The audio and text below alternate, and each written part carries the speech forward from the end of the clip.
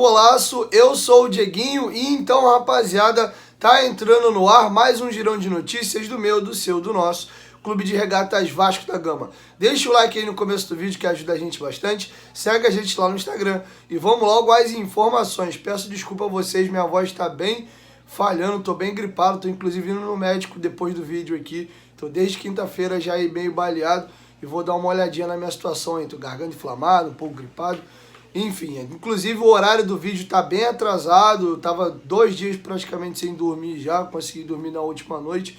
Então atualizando um pouco vocês aqui, não sei como é que vai ficar a minha grade aqui pro restante do dia. Se eu conseguir a tempo, entre 5 horas, 6 tem mais um vídeo, e lá no final da noite, lá para 10, 10 e meia, eu fecho o dia. Beleza? Então vamos logo aí às informações. Primeiro, o Vasco voltou a ser notícia internacional devido ao Padre Julinho. Informei muito vocês aqui no canal que ele foi lá em São Januário, rezou uma missa na capela de Nossa Senhora das Vitórias e benzeu o campo todo, o gramado. E aí, curiosamente, depois da ida do Padre Julinho, o Vasco venceu o Brusque fora de casa. O Padre Julinho tá muito em alta aí, virou meme na torcida do Vasco, já deu entrevista ao Globoesporte.com e agora o fato virou notícia internacional. Vou colocar para vocês na tela 2 jornais muito grandes de argentino repercutiram a ida do Padre Julinho para poder benzer São Januário, que foi o Olé e o Clarim, e 2 sites grandes também lá do Peru repercutiram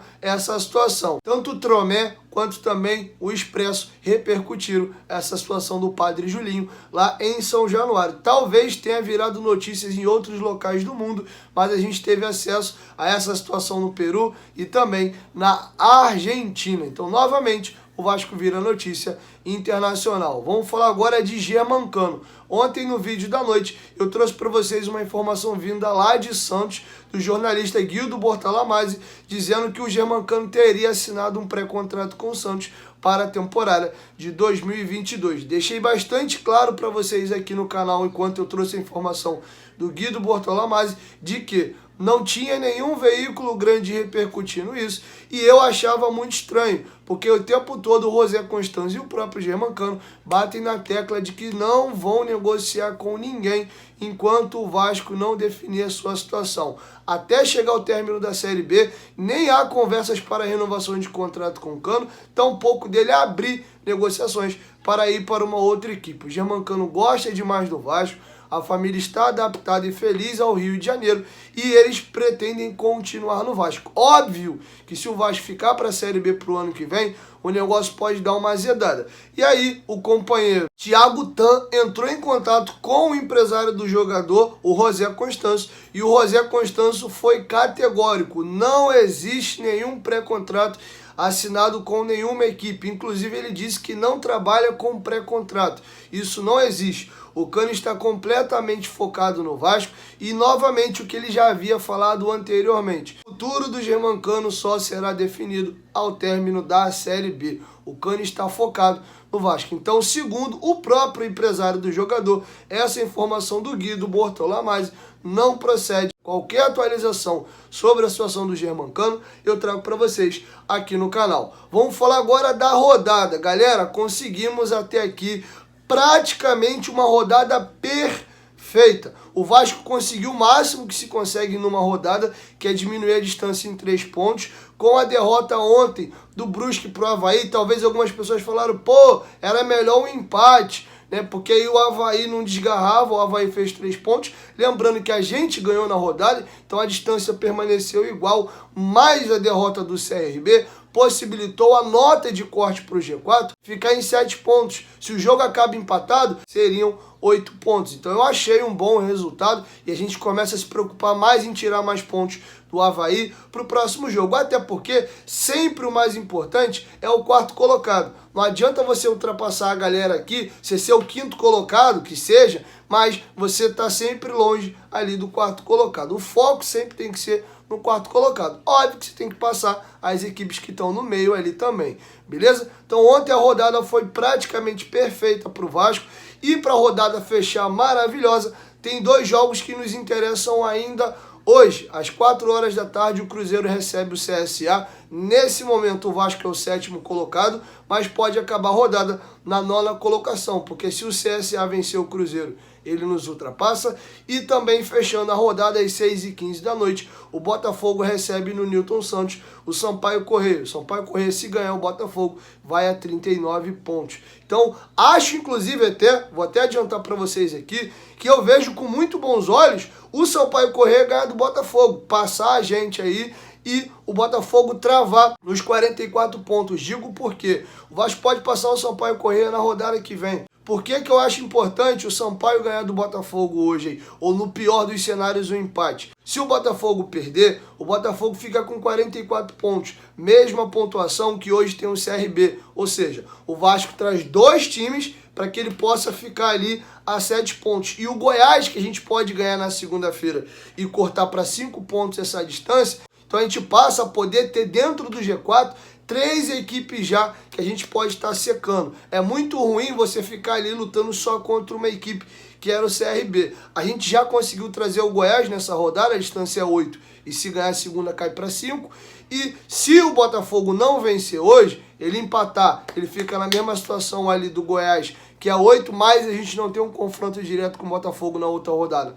Para cortar para 5, o Botafogo pega o Vitória que está na zona de rebaixamento, possivelmente ganha.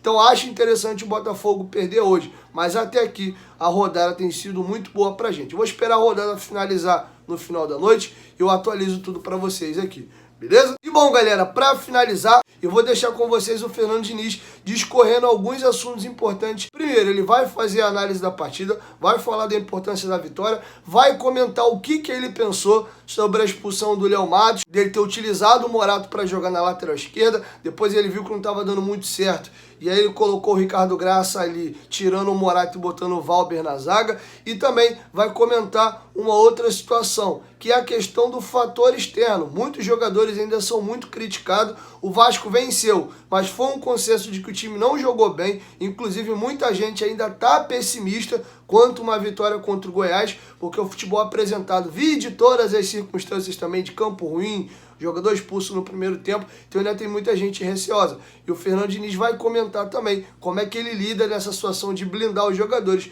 do fator externo. Então, com vocês, Fernando Diniz, analisando a partida e todas essas situações. Lembrando que o Vasco também, apesar de ter tomado um sufoco desgraçado, enfim, passou um jogo sem sofrer gols. Que hoje foi um jogo muito importante por um ganho extra de confiança da equipe. A partida por si só ela já era difícil. O gramado ele dificulta muito aquilo que a gente pretende fazer, que é tocar bola e sair jogando com o goleiro, muito irregular.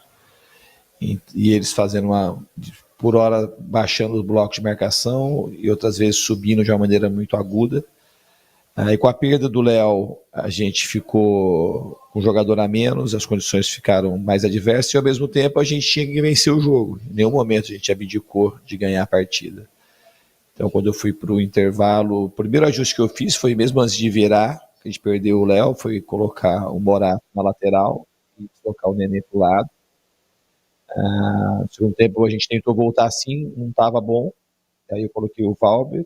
Em tese a gente ficou um time na teoria mais defensivo, mas na prática não foi o que aconteceu. A gente ficou mais seguro na saída, a gente ficou mais seguro para defender e conseguiu ter algumas saídas rápidas para chegar no primeiro gol e tivemos mais uma outra chance também de marcar. Fora isso, a equipe soube se comportar defensivamente muito bem. A equipe do Brusque é uma equipe que prioriza muito jogo aéreo, tem muitos jogadores grandes e bons batedores. A equipe soube segurar o resultado, o Vanderlei teve uma atuação ótima também no segundo tempo, quando a gente precisou dele, ele soube defender bolas difíceis que nos garantiram a vitória, os 3 pontos. O VAR, a gente não ficou discutindo muito o VAR no intervalo, nossa ideia foi ajustar a equipe da melhor maneira possível. A gente voltou para o segundo tempo, não tinha ficado muito seguro o time, estava um pouco vulnerável e não estava conseguindo sair de trás como eu imaginei, e a gente fez a troca, o time acabou ficando mais seguro com a menos e conseguiu ter um pouco mais de controle e chegou ao gol e chegou mais algumas vezes no ataque com bastante qualidade. Sinceramente, o que não fez foi que a gente não tomou o gol. Eles tiveram algumas oportunidades, o Vanderlei fez algumas defesas importantes. Você vê o jogo do Cruzeiro, praticamente o Vanderlei não trabalhou o jogo todo. Praticamente a única bola que foi do gol entrou. E às vezes acontece isso no futebol. A equipe fez partidas muito boas contra o CRB e contra o Cruzeiro. E hoje foi um jogo que a gente teve um poder de superação gigante. E foi merecedor da vitória. A gente teve uma expulsão que eu achei bastante injusta. Foi o lance que eu vi. Logo no intervalo me mostraram o lance, que o Léo também, o Léo é um jogador, é uma questão da arbitragem, que eu acho também conhecer os jogadores que estão disputando o jogo. O Léo é um jogador extremamente leal, dificilmente toma cartões. Então era um lance que não era para ter expulsão, mas com a expulsão a equipe soube estudar bem, soube se ajustar, e todo mundo correu e se dedicou, e foi uma vitória de fato do coração que nos deu essa vitória, a soma de 3 pontos que são muito importantes para a sequência do campeonato. É um trabalho constante que a gente tem que fazer com os jogadores, do externo penetrar pouco no interno. A gente internamente que tem que trabalhar, se conscientizar daquilo que tem que fazer. A gente fez 2 bons jogos contra o CRB e Cruzeiro, e hoje vencemos uma partida extremamente difícil, com jogador a menos, um campo com péssimas condições. Todos os adversários que vieram jogar aqui em Brusque tiveram muita dificuldade. E ainda mais hoje, depois que o Brusque foi penalizado com a perda de 3 pontos, eles ficam numa situação também um pouco mais desconfortável. Então foi um ingrediente a mais que deixou o jogo mais competitivo, mais difícil para ser ganho, e a gente conseguiu um resultado extremamente importante. Bom, galera, é isso. Essas eram as informações que eu tinha para trazer para vocês nesse vídeo. Como eu falei para vocês, estou indo no médico agora, não sei que hora que eu vou chegar em casa. Vou tentar subir um vídeo entre 5 e 6 da tarde. Pedi papai do céu aí para não ser nada demais. Torcer para ser só uma gargantinha inflamada mesmo, ou talvez uma gripe. É isso, galera. Mais tarde eu volto. Tamo junto. 1, 2, 3. Futebolaço. Tamo junto, família. A qualquer momento de volta mais. Tamo junto. Valeu. Fui.